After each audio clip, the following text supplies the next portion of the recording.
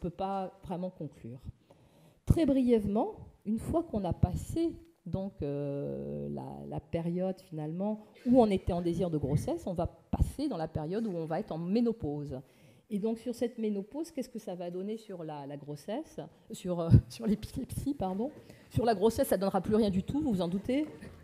Eh bien, ça va dépendre, en fait, si on était sur une épilepsie cataméniale. Vous savez, ces fameuses épilepsies qui sont très exacerbées par les règles. Dans ces cas-là, au moment de la ménopause, quand la ménopause s'installe, ça ne va pas être bon, il va y avoir plus de crises.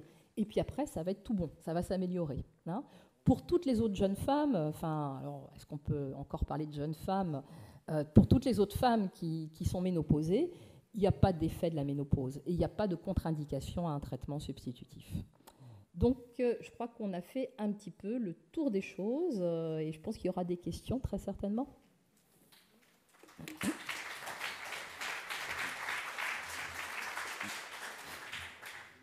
Moi, j'ai une polythérapie. Je suis sous Tegretol 50 mg, Ficompa 4 g, Vimpat 200 mg, à chaque fois matin et soir. Hein. Et Keppra 1 g le matin, 1,5 g le soir. Mon pronostic, c'est pour le mois de janvier, j'ai fait 15 partiels complexes et une convulsive.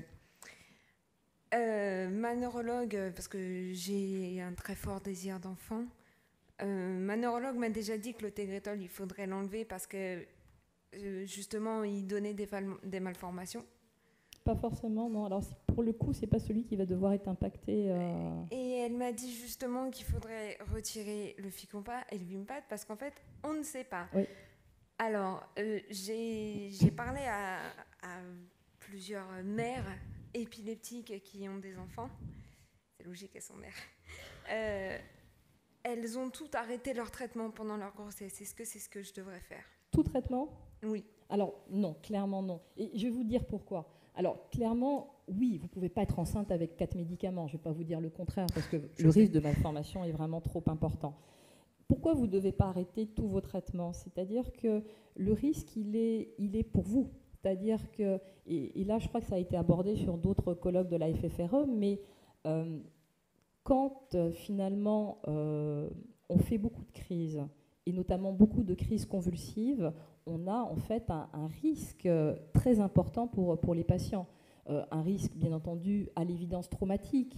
Hein, c'est-à-dire que si on tombe n'importe où, on peut se prendre un coin de trottoir, on peut se faire très très mal. Et éventuellement même parfois un risque de décès inexpliqué, ça vous le savez. Et je crois que, mais vous l'exprimez très bien, mais on ne doit pas dire je choisis entre ma vie et celle de mon enfant. C'est-à-dire que globalement, on va être dans un accompagnement pour dire peut-être que ce sera une grossesse avec 2 médicaments antiépileptiques et pas 4, et que peut-être que cette grossesse-là, il va falloir la conduire avec 2 médicaments.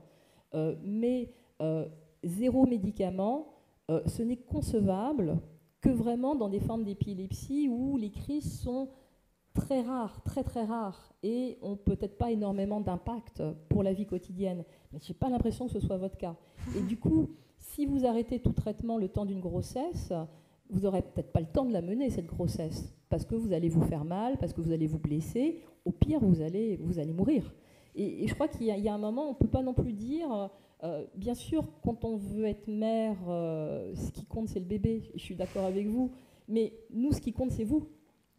Avant tout, vous voyez, nous, c'est vraiment nos patientes et le bien-être de nos patientes. Alors, comme, bien sûr, le bien-être de leur bébé rentre aussi énormément en ligne de compte, mais arrêter tout traitement, ce n'est pas la bonne solution parce que c'est vraiment vous exposer vraiment à un risque énorme, hein, vous voyez. Et voilà, votre neurologue, elle va vous accompagner, elle va enlever effectivement les médicaments pour lesquels on n'a pour l'instant pas de recul, hein, Vimpat, Ficompa. Peut-être que dans les années qui viennent, on aura du recul, hein, c'est ce qu'on attend des registres de grossesse. On attend désespérément des registres de grossesse comme Europe qui nous sortent les données sur les nouveaux médicaments.